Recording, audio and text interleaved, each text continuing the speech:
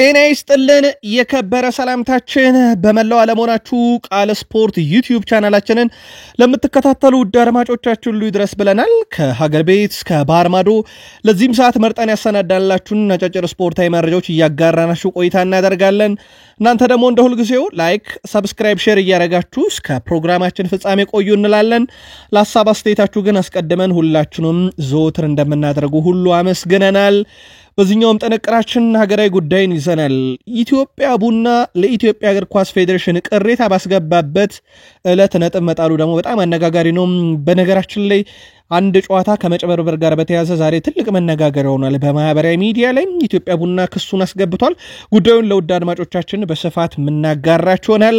በአውሮፓ የመረጃ ክፍለ ጊዜያችን ደግሞ በስፋት የሚጠበቀው የዝውውር መስኮትና የአውሮፓ ሻምፒዮንስ ሊግ የፍጻሜ ጨዋታንም የተመለከቱ ሰፋ ያሉ ጥንቅሮችን በዚህኛው የስፖርት የመረጃ ክፍለ ጊዜ ለእናንተ ውድ አድማጮቻችን እንደዚሁ የምናጋራ ይሆናል። በአውሮፓ ትልቅ ክለቦች ስንመለከት በፕሪሚየር ሊጉም ማንቸስተር ዩናይትድ ሰዎች በጣሊያን አንድ ወሳኝ ድርድርን አድርገዋል። በተለይ ማጥቂ ከማምጣት ጋር በተያያዘ ነው። ከዛ በተጨማሪ 70 ሚሊዮን ዩሮ የለጠፉበት ተጫዋቻቸው ሩበን አሞሪም እና አማድ ዲያሎ ከጋዜጠኞች ጋር ቁጭ ብለው ጋዜጣዊ መግለጫ በሚሰጡ ሰዓት ሩበን አሞሪም በአንድ አጋጣሚ ሳቃቸውን ለመደበቅ የሞከሩበት ቅጽበት በጣም አነጋጋሪ ነው። በዩናይትድ ቤት አዳዲስ መረጃዎችን ይዘናል። ለየት ያሉ መረጃዎችን ጨምሮ ለዩናይትድ ደጋፊዎች እናጋራለን። አርሰናል ሕክምና ምርመራ ከማድረጉ በፊት የወረቀት ስራዎችን እየጨረሰለት ስላለ አንድ ተጫዋች ማርቲኖ ኦዴጋርድ፣ ኢታነ ንዋኔሪና እንዲሁም ኢያን ራይት ያነሳቸውን ነጥቦች በአርሰናል በኩል እናጋራቸዋለን። ሊቨርፑል ቤት ኮንትራታቸውን ስለሚያራዝሙ ተጫዋቾች፣ ስለሚያስፈርሟቸው ተጫዋቾች አንዳንድ ያገኘናቸው የዝውውር መረጃዎች አሉ። እነኚህን ደግሞ በሊቨርፑል የመረጃ ክፍለ ጊዜ ለሊቨርፑል ደጋፊዎች የምናጋራ ይሆናል። ቼልሲን የሚቀላቀለው ተጫዋች እናት ክለቡን ተሰናብቷል። ከዛ በተጨማሪ ቼልሲ በኩል ዛሬ አስደሳቹ ዜና ሊያም ዴላፕ የግላቸው እንደሚሆን አረጋግጠዋል።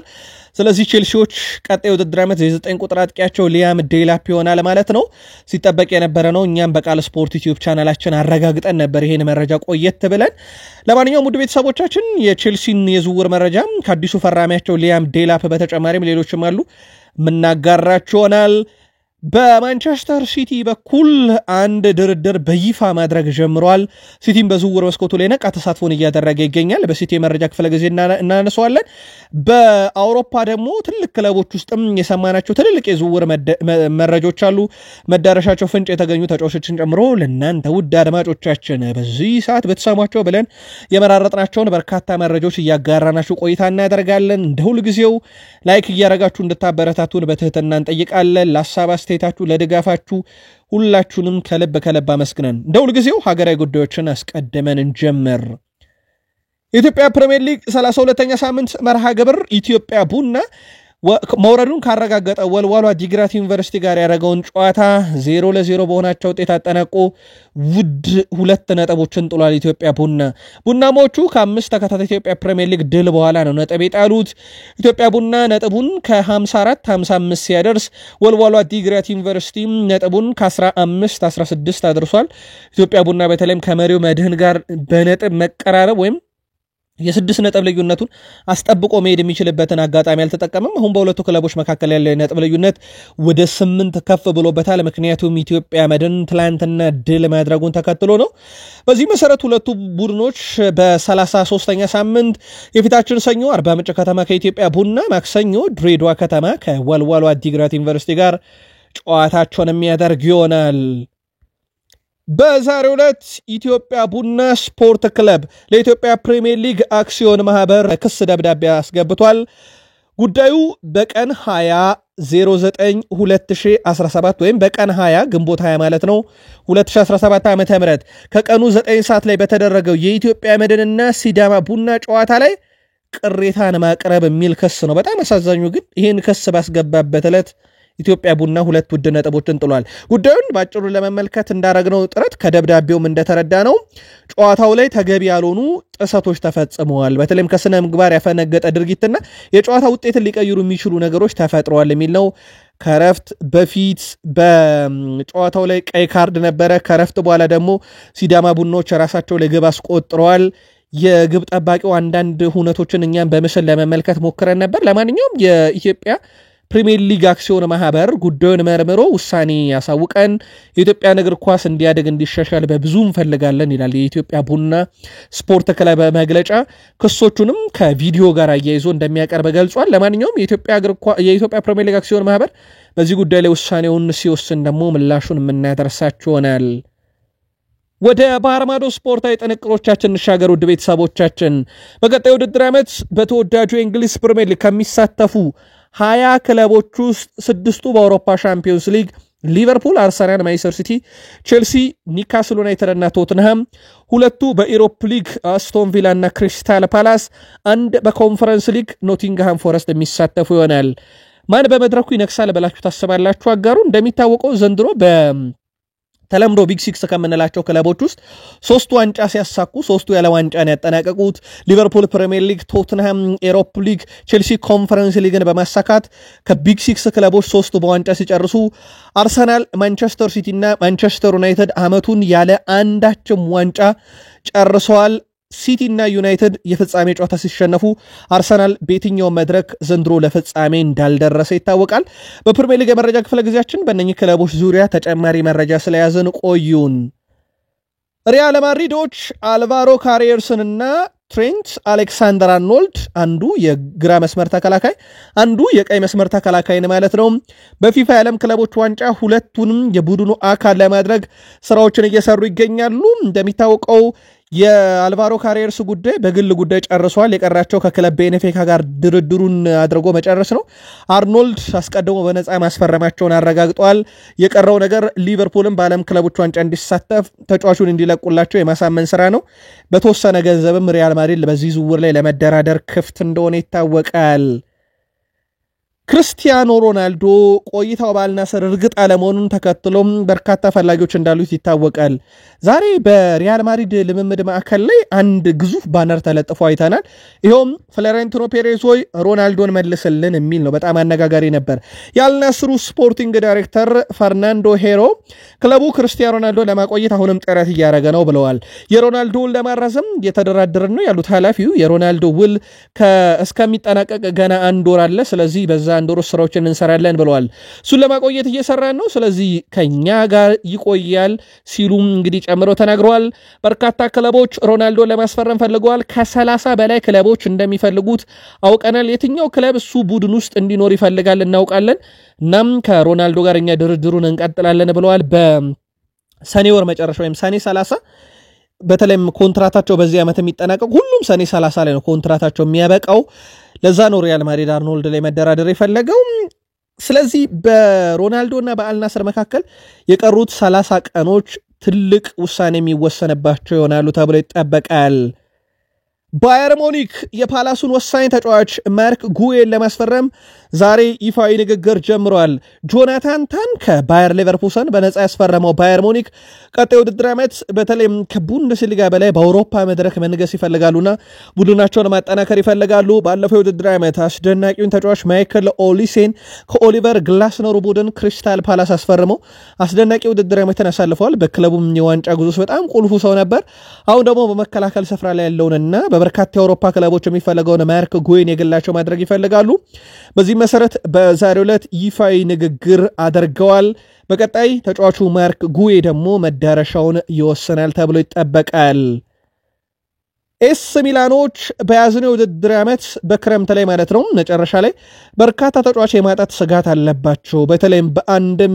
የአውሮፓ መድረክ አለመሳተፋቸው ስጋት ውስጥ ከቷቸዋል በዚህ ምክንያት በትንሽ ገንዘብ ተጫዋቾችን የማጣትም ስጋት ውስጥ ሊገቡ ይችላሉ ተብሎ ይጠበቃል አሁን ላይ ታዲያ ቡድኑን በቀጣይ ውድድር ዓመት ወደ አውሮፓ መድረክ ለመመለስ ካላቸው ፍላጎት አንፃር ቢያንስ በዚህኛው የዝውውር መስኮት የቡድናቸውን ቁልፍ ተጫዋቾች ላለመልቀቅ አስበዋል የዝውውር መስኮቱ ራፋኤል ሊያውን የመሸጥ ምንም ፍላጎት እንደሌላቸው ነው ዲማርዚዮ ያስነበበው ግን ተጫዋቹ በባርሴሎና ያውም ወሳኝ ተጫዋች ተብሎ ተይዟል በዝርዝር ውስጥ በፕሪሚየር ሊግ እንደ ቼልሲ ካሉ ክለቦች ጋር በስፋት ስሙ ሲያሰምተናል በተለይም ቼልሲዎች ዋነኛ ቀዳቸው የነበረው ጆዋ ፍሌክስን በዛው በሚላን አቆይተው ራፋኤል ሊያኦን መውሰር ነበር ግን የጆዋ ፍሌክስ እንደተጠበቀ አለመሆኑን ተከትሎ ወደ ቼልሲ ይመለሳል በዚህ መሰረት ኤስ ሚላኖች በቀጣይ ክረምት ተጫዋቹን ለማቆየት ከፍተኛ ጥረት ለማድረግ መወሰናቸውን ነው ዲማርዚዮ ጨምሮ ያስነበበው ዛው ጣሊያን ቆይተን ጣሊያን አሰልጣኝ ዣን ፔሮ ጋስፔሪኒ የሴሪያውን ክለብ ሮማ በኃላፊነት ሊረከቡ መሆኑ እየተገለጸ ነው።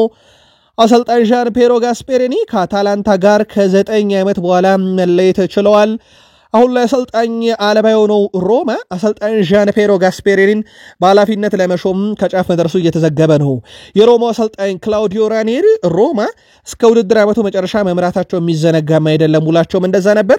የ73 ዓመቱ አሰልጣኝ ክላውዲዮ ራኔሪ በቀጣይ በሮማ በስፖርታዊ ጉዳዮች አማካሪ በመሆን በሌላ ኃላፊነት የሚቀጥሉ ይሆናል። አሰልጣኝ ክላውዲዮ ራኔሪ የሮማ አሰልጣኝነት ሹመት በሳቸው እንደሚወሰን ሲገለጽ፣ ዣን ፔሮ ጋስፔሪኒ ደግሞ ቀጣዩ አሰልጣኝ እንዲሆን ይፈልጋል ተብሏል። ሌላው ዛሬ የሰማነው እና በማለዳው መረጃ ያደረስናችሁ የማሲሚሊያኖ አሌግሪ ጉዳይ ነው። ኤሲ ሚላንን ለመቀላቀል አሁን ሁለተኛው ዙር ድርድር እኛ ስቱዲዮ በመንገባበት ሰዓት እየተካሄደ መሆኑን አረጋግጠናል። የመጨረሻው ምዕራፍ ይሆናል ተብሎ ይጠበቃል። ስለዚህ ዣን ፔሮ ጋስፔሪኒ ወደ ሮማ፣ ማሲሚሊያኖ አሌግሪ ወደ ኤስ ሚላን በሚቀጥሉት 24 ሰዓታት ውስጥ ይጠናቀቃሉ ተብሎ የሚጠበቁ በጣሊያን የአሰልጣኞች ሹመት ናቸው። በቼልሲ አሸናፊነት የተጠናቀቀው የአውሮፓ ኮንፈረንስ ሊግ ውድድር የዓመቱ ምርጥ ተጫዋች ይፋ ሆኗል። በዚህ መሰረት የሪያል ቤቲሱ የአጥቂ አማካኝ ኤስኮ የዓመቱ ምርጥ ተጫዋች ተብሎ መመረጥ ችሏል። ስፔን አማካይ ኤስኮ በውድድር 2 ግቦችን ሲያስቆጠር 3 ለግብ የሆኑ ኳሶችን አመቻችቶ ተቀብሏል። በተጨማሪም የኮንፈረንስ ሊግ የዓመቱ ምርጥ 11 ሲታወቅ ቼልሲ 4 ተጫዋቾችን አስመርጧል። ኤስኮም በዛ ውስጥ የተካተተ ሌላኛው ተጫዋች ነው። በነገራችን ላይ ፍጻሜው ጨዋታ በሪያል ቤቲስና በቼልሲ መካከል ሲደረግ የዚህ ተጫዋች ሚና ፍጹም የተለየ ነበር። አሁንም ከዛው ሪያል ማድሪድ በነበረ ሰዓት የምናውቀው ኳሊቲው አለ።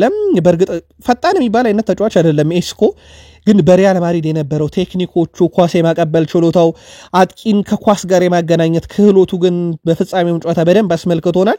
ያው ሪያል ቤቲስ ቤት ሻርፕ አጥቂ ያለመኖሩ እንጂ ጨዋታው ላይ ብዙ ለግብ የሚሆኑ ኳሶችንም ማመቻቸቱ ሲያቀበል ተመልክተናል። ለማንኛውም ኮንፈረንስ ሊግ ምርጥ ተጫዋች ተብሎ ተመርጧል። የአውሮፓ ሻምፒዮንስ ሊግ የፍጻሜ ጨዋታ የ2024-25 የውድድር ዓመት ትልቁ የፍጻሜ ጨዋታ ለተቀዳሚ ይደረጋል በፓሪስ ሰን ዠርሜን እና በኢንተር ሚላን መካከል። የፓሪሱ ኤፍል ታወር በቀዳሚ ሻምፒዮንስ ሊግ የፍጻሜ ጨዋታ ለፒኤስጂ ድጋፍ ለማሳየት በክለቡ ቀለማት እንደሚያሸበርቅ ተረጋግጧል። በጨዋታው ወቅት የፒኤስጂ ተጫዋቾች ለማሟሟቅ ወደ ሜዳ ሲገቡ ኤፍል ታወር ቀይና ሰማያዊ ቀለም እንደሚያበራ ተነግሯል። በጨዋታው ፒኤስጂ ግብ ባስቆጠረ ቁጥር ኤፍል ታወር መብራቱን በማብራት እንደሚታይ ተገልጿል። በተጨማሪም አርብ ምሽት በኤፍል ታወር ፓሪስ እንደምትደምቅ እንደሚደረግም እንደዚሁ ተናግረዋል። በተለይም ደግሞ በአርብ ምሽት በኤፍል ታወር ላይ ጉዞ ሲያደርጉ ለፓሪስ ሰን ዠርሜን ተጫዋቾች ደማቅ ሽኝትም ይደረጋል ተብሎ ይጠበቃል። ከዚህ ጋር በተያያዘ ግን አንድ ችግር ተፈጥሯል ውድ ቤተሰቦቻችን። ይሄው በፓሪስ ሰን ዠርሜን እና በፓሪስ ከተማ ከንቲባ መካከል ውዝግብ ነው የተፈጠረው። ከንቲባዋ ጨዋታውን አይታደሙም፣ ወደ አውሮፓ ዋንጫ ፍጻሜ ጨዋታ አያመሩም። የከተማዋ ከንቲባ ከዚህ በፊት ፒኤስጂ ፓርክ ደ ፕሪንስ ስቴዲየምን ስለመልቀቅ ያስብ ማለታቸውን ተከትሎ ከፓሪስ ሰን ዠርሜን ጋር እንግዲህ ጸብ ውስጥ እንዳሉ ይታወቃል። በዚህ መሰረት ለአውሮፓ ሻምፒዮንስ ሊግ ፍጻሜ ጨዋታ ከፓሪስ ሰን ዠርሜን ግብዣ እንዳልቀረበላቸው ተነግሯል። ውድ ቤተሰቦቻችን ቃል ስፖርት ዩቲዩብ ቻናላችን ላይ ትገኛላችሁ። ከሀገር ቤት ከባህር ማዶ የተመራረጡ ስፖርታዊ ጥንቅሮችን እያጋራናችሁ እንገኛለን። ከተወዳጁ የእንግሊዝ ፕሪሚየር ሊግ ታላላቅ ክለቦች ብቻ ወዳገኘናቸው ዕለታዊ መረጃ እንሻገር። በድጋሜ ላይክ፣ ሰብስክራይብ፣ ሼር እያደረጋችሁን እስከ ፕሮግራማችን ፍጻሜ ቆዩ። ማንቸስተር ሲቲ ሪያን ቸርኪን ለማስፈረም ፍላጎት እንደነበረው ነግረናችኋል። በዛሬው ዕለት ደግሞ ማንቸስተር ሲቲ ሪያን ቸርኪን ለማስፈረም ይፋዊ ጥያቄ ለኦሎምፒክ ሊዮን አቀርበዋል። ኦሎምፒክ ሊዮን አስቀድሞ ተጫዋቹን እንደሚሸጡት አሳውቀዋል። በተለይም ከዝውውር ጋር በተያያዘ ትልቁ የሚጠበቀው ሂሳብ እስከ 25 ሚሊዮን ዩሮ ነው። ከዛ በላይ ግን ሊያደርጉት ይችላሉ እየተባለ ነው ኦሎምፒክ ሊዮኖች። ለማንኛውም በማንቸስተር ሲቲ እና በኦሎምፒክ ሊዮን መካከል ቀጣይ ድርድሮች ይካሄዳሉ። በዛሬው ዕለት ማንቸስተር ሲቲ ተጫዋቹን ማስፈረም እንደሚፈልጉ በይፋ ጠይቀዋል። የኢፕስዊች ታውን የፊት ወሰር ተጫዋች ሊያም ዴላፕ የሱ ፈላጊ ክለቦች እንዳይጠብቁት በዛሬው ዕለት አሳውቋል። ተጫዋቹ የለንደኑን ክለብ ቼልሲን ለመቀላቀል መወሰኑን ደግሞ ዘ አትሌቲክ ነው ያረጋገጠው። በቅርቡ ተጫዋቹን አግኝተው ያነጋገሩት ማንቸስተር ዩናይትዶች ውሳኔው እንደተነገራቸው ተገልጿል። በተጨማሪም ኒውካስል ዩናይትድ ጨምሮ ሌሎች 5 የተጫዋቹ ፈላጊ ክለቦች ውሳኔውን እንዳወቁ ነው እየተገለጸ የሚገኘው። ተጫዋቹ በቀጣይ ቼልሲን ለመቀላቀል በግል ጉዳዮችና የውል ማፍረሻ ክፍያ ዙሪያ ንግግር እንደሚጀመር ተረጋግጧል።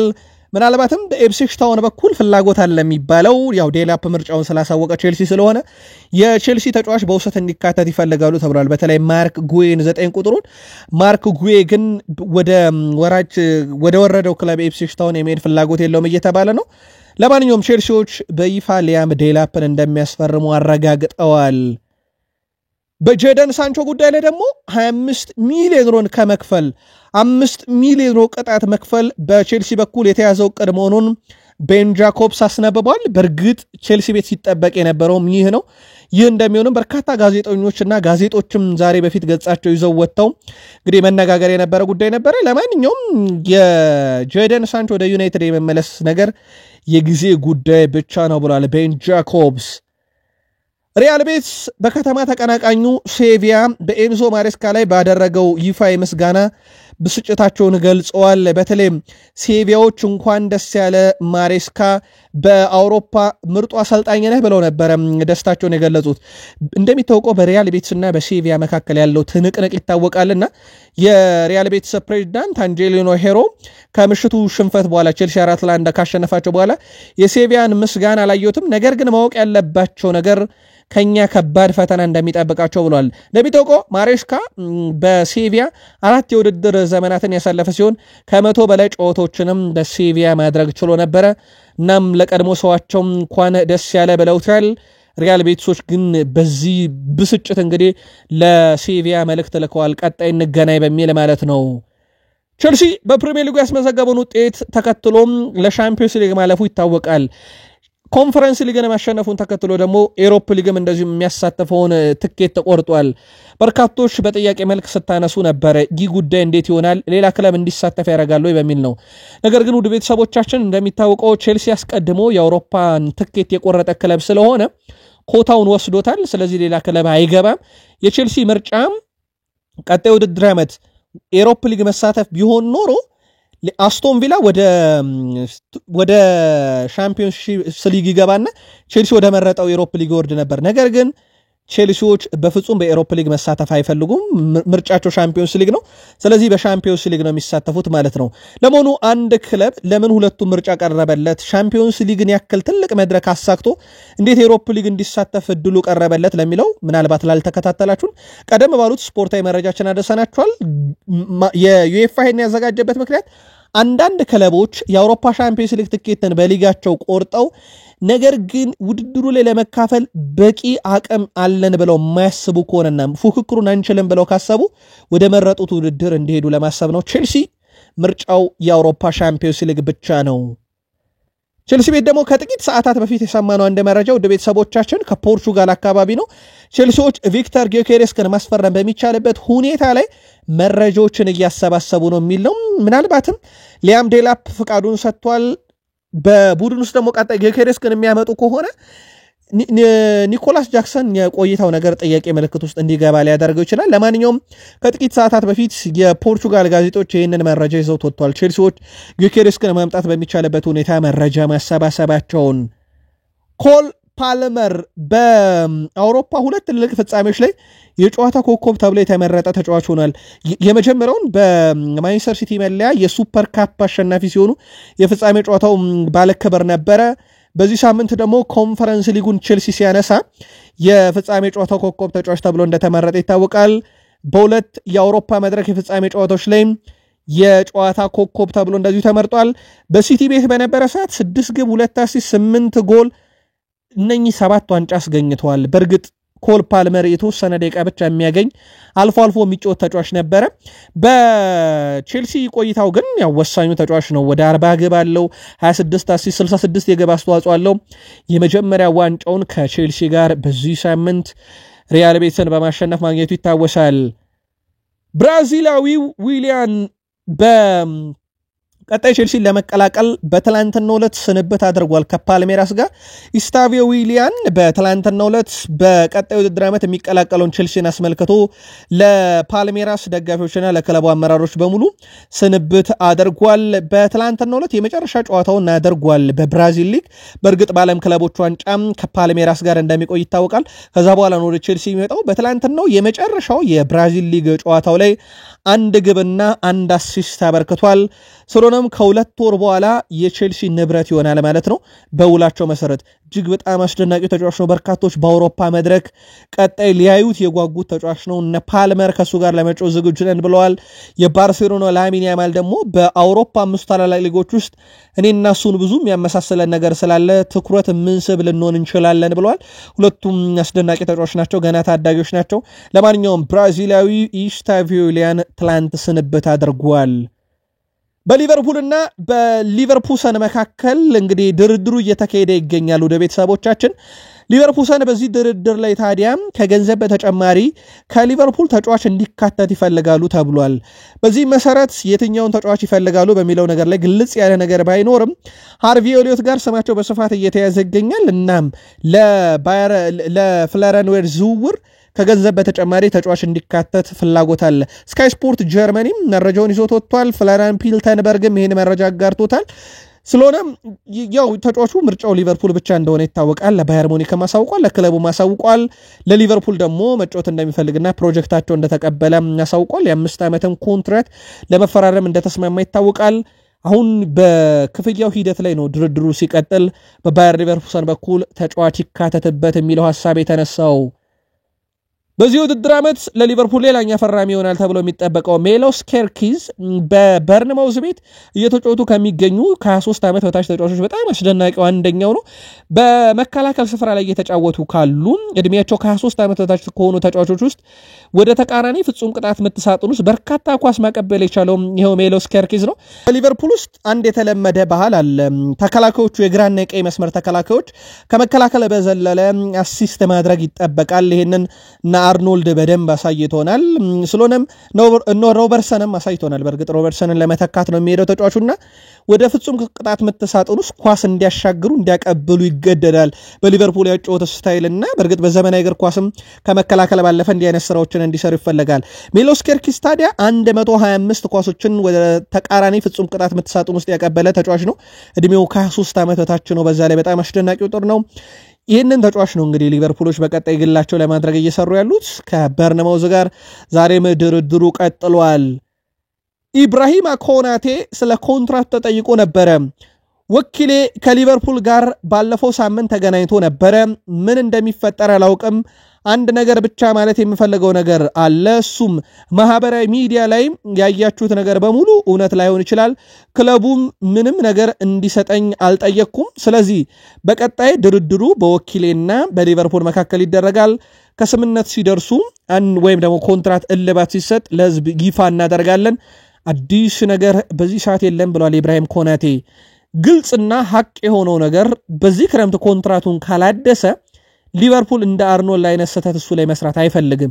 ስለዚህ በቀጥታ ይሸጡታል። ፈላጊው ሪያል ማድሪድ እና የአውሮፓ ቱጃሩ ክለብ ፓሪስ ሰን ዠርሜን እንደሆነ ይታወቃል።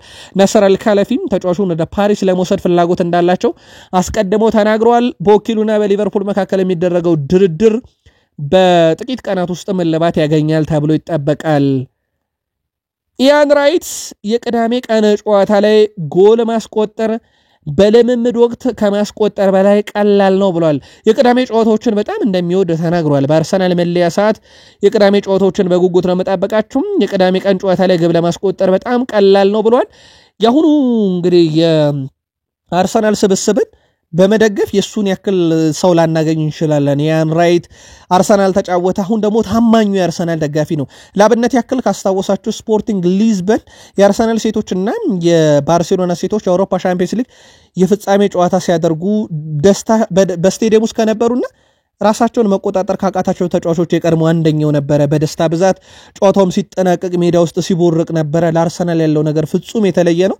አሁን ራሱ ብዙ አስተያየቶችን ሲሰጥ አብዛኛውን ጊዜ ክለቡን የሚጎዳ ሐሳብ ባለመስጠት ይታወቃል።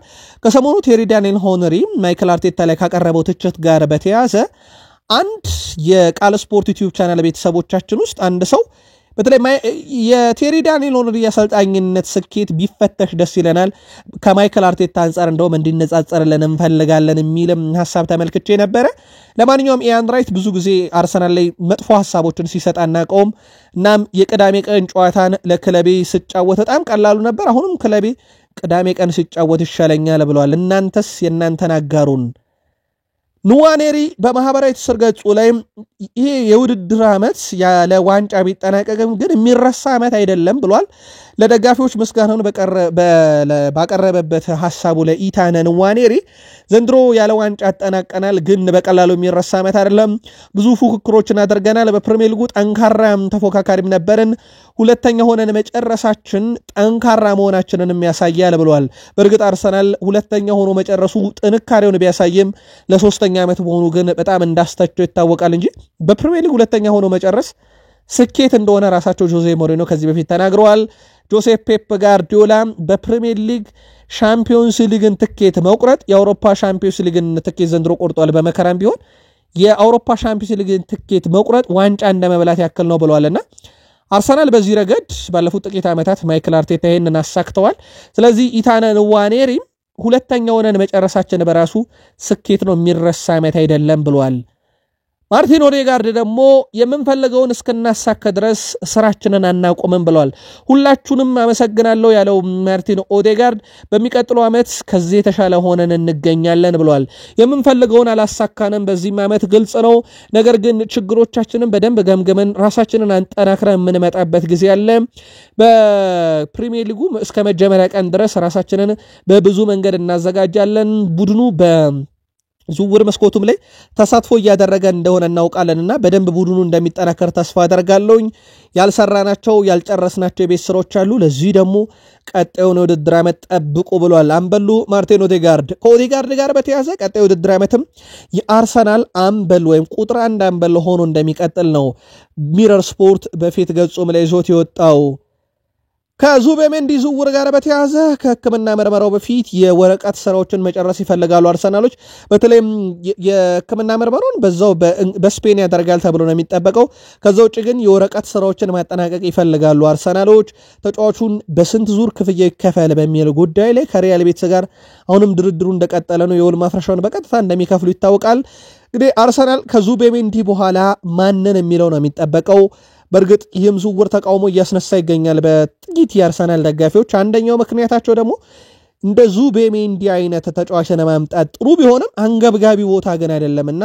አሁንም ቅድሚያ 9 ቁጥር ላይ መስጠት አለበት ቡድናችን በሚል ነው እንግዲህ እዚህ ዝውውር ላይ ተቃውሞ ማሰማት የተጀመረው በቦታው ላይም ቶማስ ፓርቴ እነ ኦዴጋርድ ሚኬል ሜሪኖ ዴክላን ራይስ የመሳሰሉ ተጫዋቾች አሉ እና ምንም 9 ቁጥር የሌለው አርሰናል እንዴት ዙቤሜንዲ ላይ ፈጠነ በሚል ነው ለማንኛውም አርሰናሎች ከዚህ ዝውውር ቀጥሎ 9 ቁጥር አጥቂ ያመጣሉ ተብሎ እንደሚጠበቅ ደግሞ አትሌቲክን ያስነበበው የማንቸስተር ዩናይትዱ የፊት መስመር ተጫዋች አማድ ዲያሎ በማሌዥያም ከክለቡ ደጋፊዎች ተቃውሞ ቀርቦበት ነበር በማሌዥያ የማንቸስተር ዩናይትድ ደጋፊዎች ኢላማ ተደርጎ ሲሰደብ የነበረው አማድ ዲያሎ ለደጋፊዎች በጣቱ ምላሽ ሰጥቷቸው ነበር ስለሆነው የተጠየቀው አማድ ዲያሎ እኔ ለሰዎች ትልቅ ክብር አለኝ ያለ ሲሆን አክሎም ነገር ግን አክብሮቴ በእናቴ ለመጡና እናቴን ለተሳደቡ ግን አይሰራም ብሏል አማድ ዲያሎ ጨምሮም ምናልባት ለደጋፊው በዛ መንገድ ምላሽ መስጠት አልነበረብኝም ነገር ግን ባደረኩት ነገር ፍጹም አልጸጸትም ብሏል በማሌዥያ ከምርጥ